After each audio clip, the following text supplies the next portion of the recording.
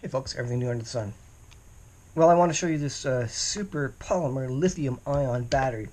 I got this thing off eBay for, I think it was about $38. It was advertised as a 20,000 milliamp hour battery. That would make it a 20 amp hour battery, which is a significant size battery, and it's a lithium ion. And it is fairly large, it's got an on-off switch.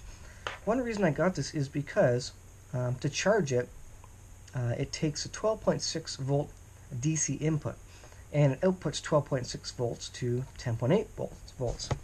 So it almost works like a plain old 12 volt battery.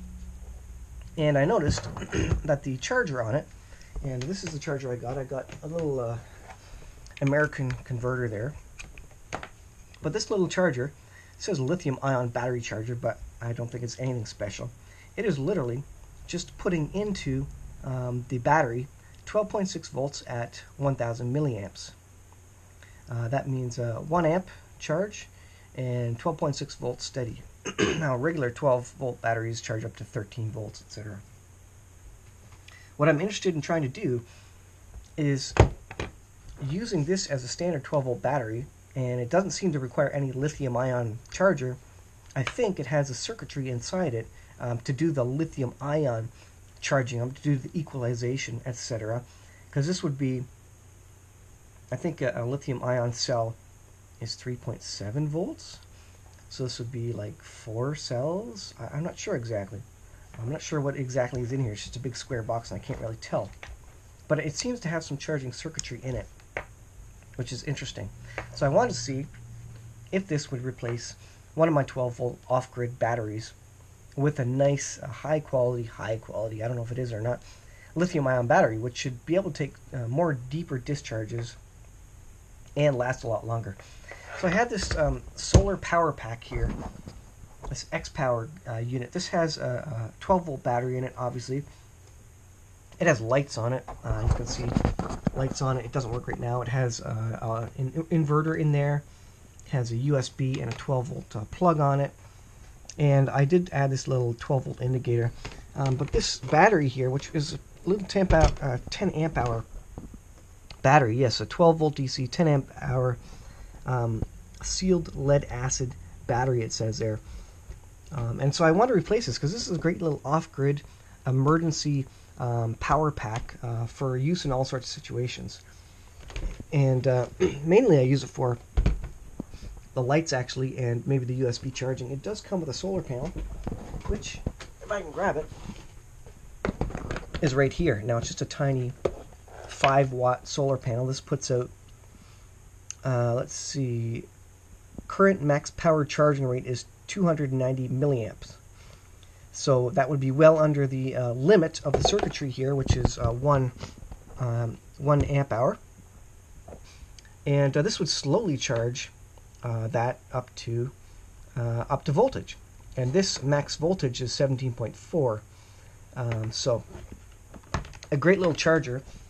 And this battery, in theory, would last a very long time and be able to charge and discharge, etc. The only thing is it wouldn't allow a huge amount of discharge. These wires are pretty small that are coming out of it, so I'm not going to be able to be drawing, 10, 15, 20 amps out of it at a time. That being said, most of what this power pack is used for is the LEDs, maybe the USB charging. So it's maybe pulling an amp or two out at any one time, not doing a ton. Plus, nice off-grid because I can simply plug this guy in and it will charge up the battery. And like I say, this has its own circuitry in it, so it should never overcharge it. At most, this thing would end up, just trickle charging it. But like I say, this the circuitry in here should keep it from any over voltage situation. So I'm going to see how it works, and we're going to take this thing apart and take the sealed lead acid out of it and put twice the battery storage in there. So this was a 10 amp hour. I'm putting a 20 amp hour lithium ion in there. So this should be a nice little upgrade. I was thinking of using this battery in my off-grid chicken shed, but I don't think it would stand up to the amount of charge that my solar panels would want to be putting into it. It's just the circuitry would probably blow up if it was getting a huge amount over 1 amp charge. especially through the tiny wires that I'd be charging it through. So it's not acceptable in that situation, but certainly in this box, I think it will suffice. So let's get to it. I'm going to speed up the video. We'll install this and we'll see where we're at.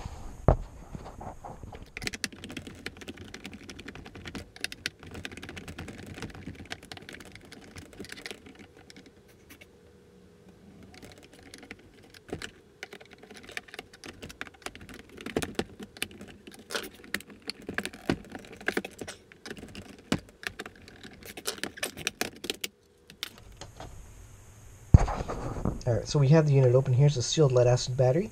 This is a 10 amp hour. I'm going to take the bolts off here and try and wire everything up back to the new battery. So we're going to see how it works. You can see the 12 volt here, and here is, what is that there? That's a voltage switch. I'm not sure what that is for. The LEDs maybe? Voltage switch for the LEDs. And then up here you have, this is the display. And then over on the side you've got your plug there and your USB and your charging port there, 12 volts at 0.75 amps. So yeah, I think this will work great. Just got to get this out and replace that.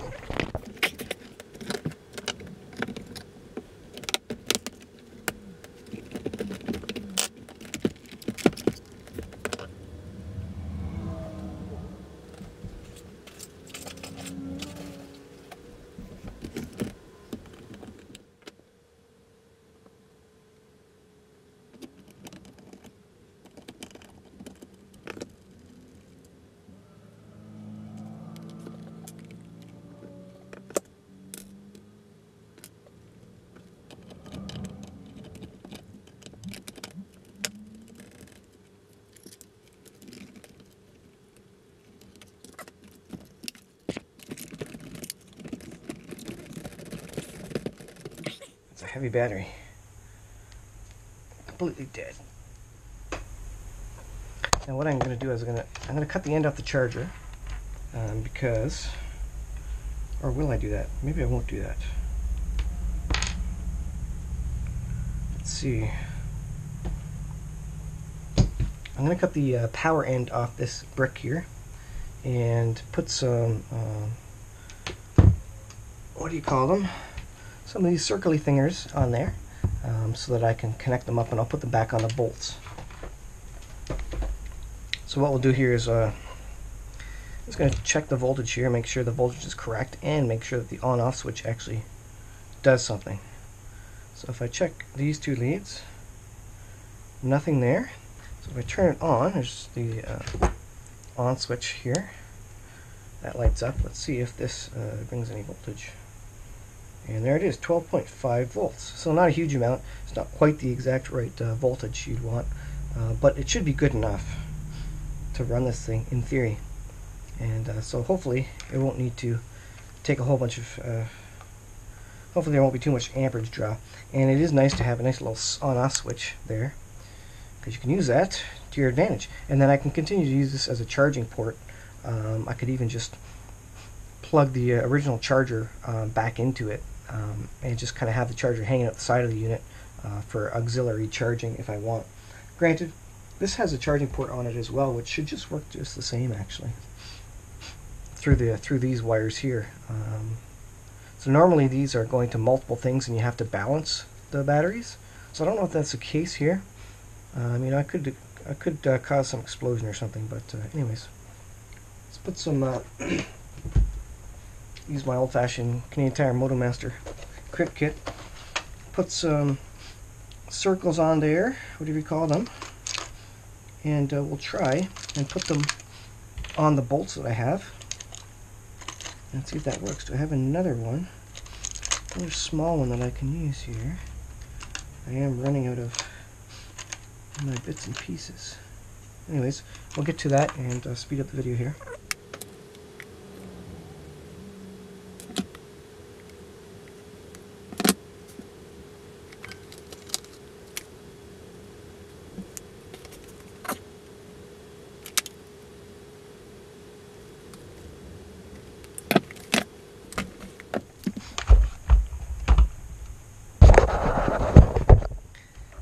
Now check this out. This thing actually fits just right in there like that. Look at that. Wow, you couldn't get it to fit any better. My goodness. So I'll just tuck this charging port down here. I could always use, so I might leave the back open for now. Probably, let's see, I'll use these as kind of the rails to plug everything back together. And we're going to find out real soon if this is going to work at all. Alright, so hopefully I have some separation there. I'll have to use some tape to keep them apart maybe. They fit through? Yes, okay, so I'll connect up my ground first. Ground.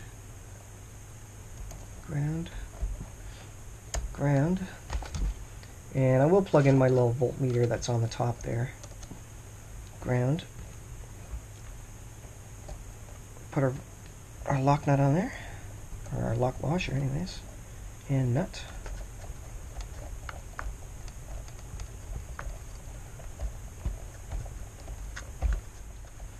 So here goes the power side of things. Let's see if this is actually going to work. Well, I'm going to take out the lock washer. Now this thing, in theory, should light up basically immediately with a fresh battery here. So I'm not sure what's going to happen. Let's put that on first here. Nothing yet. Nothing yet. Put the battery on here. Get that snug down. And we'll see if this thing fires up. Oh, I didn't turn the power on. That's right. I need to pull that battery out and turn the switch on. That's why it didn't power up. That's actually kind of handy. Although the switch is on the other side of the battery. So like I say, I'm really hoping this charges just like a straight up 12 volt and that I don't need balancing, etc. Now I'm going to take this battery out, and those it doesn't look like those are going to touch. I'm going to spin this around, and we can see. We should be able to see this all light up. Make sure it's not touching on the other side there. All right, so you should see the voltmeter come alive, and this. Let's see if this works.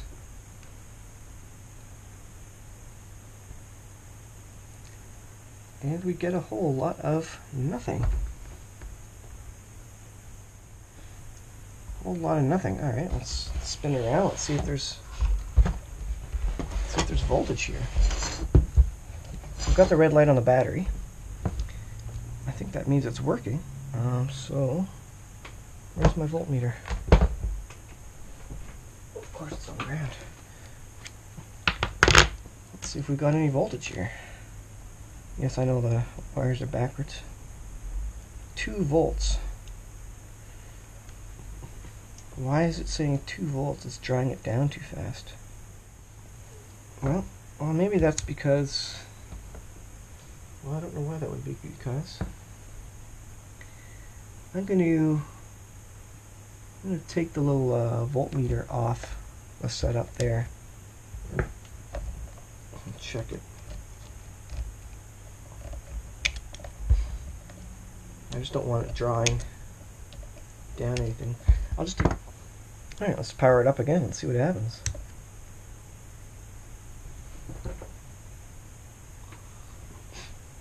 Nothing. Let's check our voltage. Okay, there's 12. Interesting. 12.5. So this was causing it to short or something. Something wrong with that. So that's fair. I don't need that. That's fair. So let's go around here and let's have a look at it. Turn that off for a second. And let's set this down. Make sure it's not touching. On. Do we get anything to light up? Nothing is lighting up. Let's see. Press a button.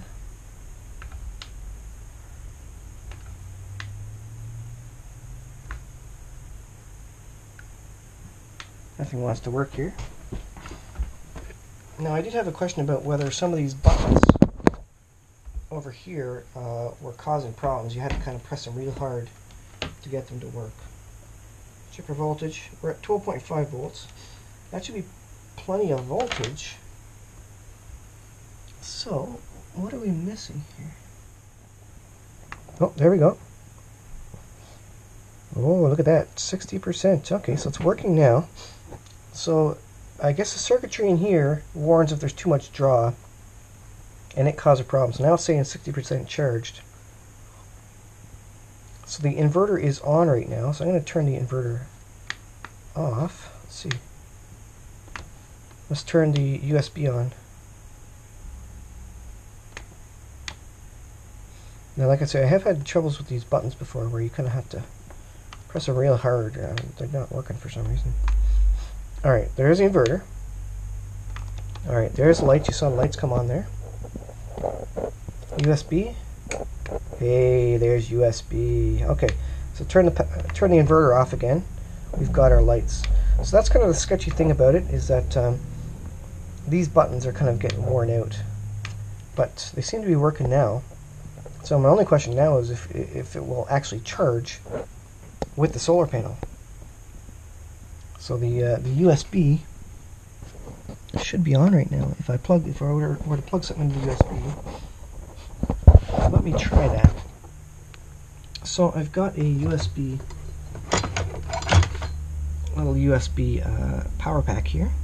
Or if I plug it in, well, yeah, it's charging. Oh, look at that, beauty. And so it's not drawing a ton of amperage, but yet that definitely works.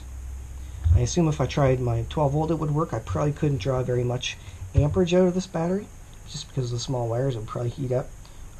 But that works pretty good. The lights work.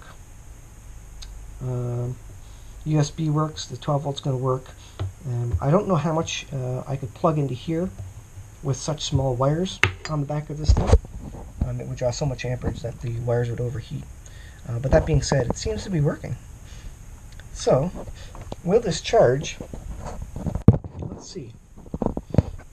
Now I'll have to do this, I'll have to plug it in. How can I do this? Let's come around the back, and I'm gonna set this thing in place again. Because we know that's working, we know the USB is working. I'm gonna set this in place. This time with the switch up so that I can access it.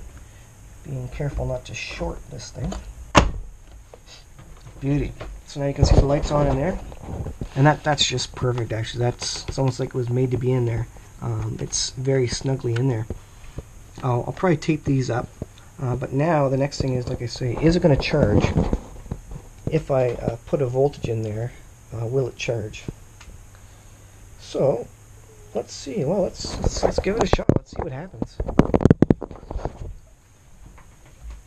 So I've got this 12 volt charger, 750 milliamp hour. So it's smaller than the charger that came with it, and it has charged this unit before. So if I plug this in, what's going to happen? Switched something.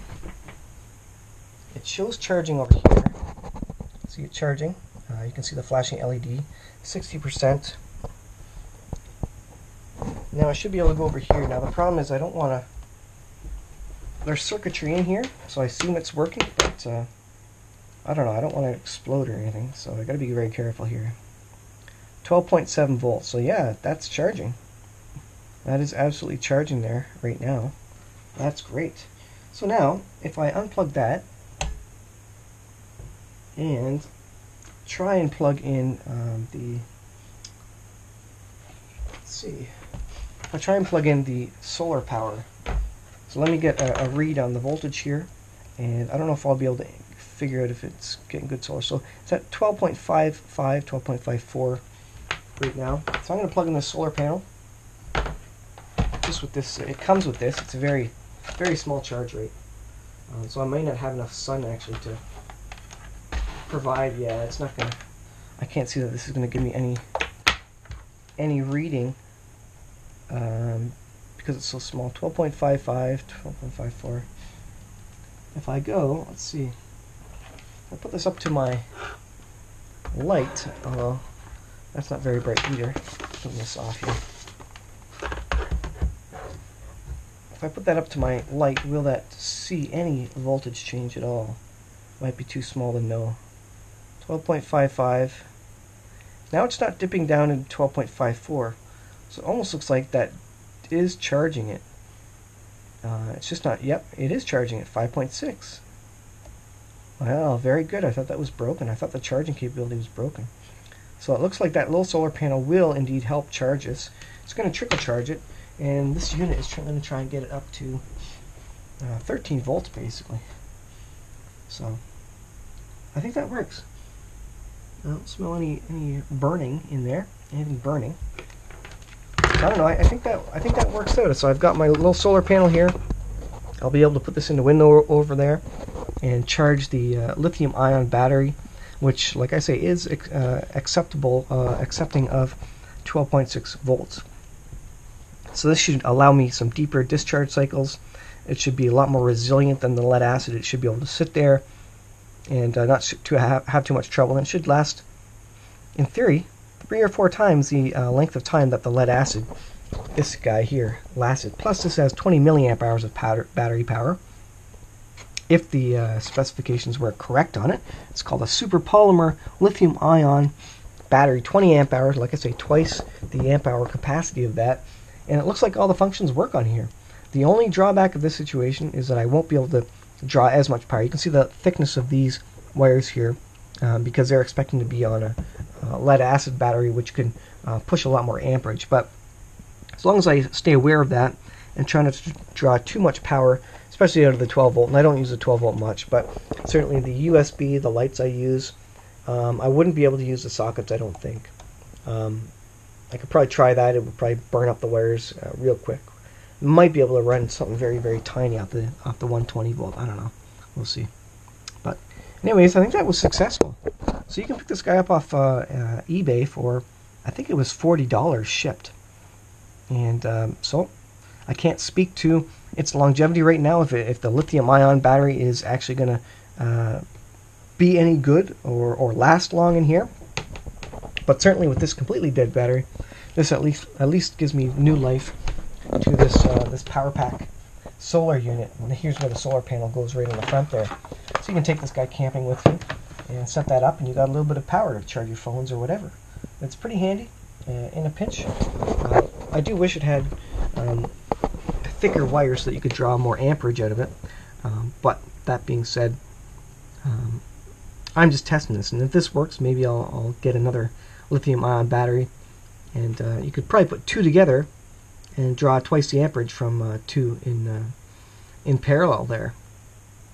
And that may be the option to get around the bigger cables. Of course, you're spending just as much anyways. You're spending twice as much money for it. So at that point, well, I guess you get 20 amp. You still have 20 amp hours, but for the same price as buying a brand new one of these guys, which is about 50, 60, 70 bucks, you can get lithium ion. So I'll leave it there, guys. I'm going to do a follow-up video, see if this works over the long run. But it seems to be a good replacement in the X-Power solar power pack, and it could be a good option for you if you're off the grid and you're looking for a lithium-ion battery to charge something small that originally maybe had alkaline, and not alkalines, but rechargeable batteries. A 12-volt lead acid battery, etc. Maybe a good little upgrade to a lithium-ion battery. So stay tuned for that video coming in the upcoming months, I guess. We'll leave it there, guys. Thanks for watching. We'll see you guys in the next video.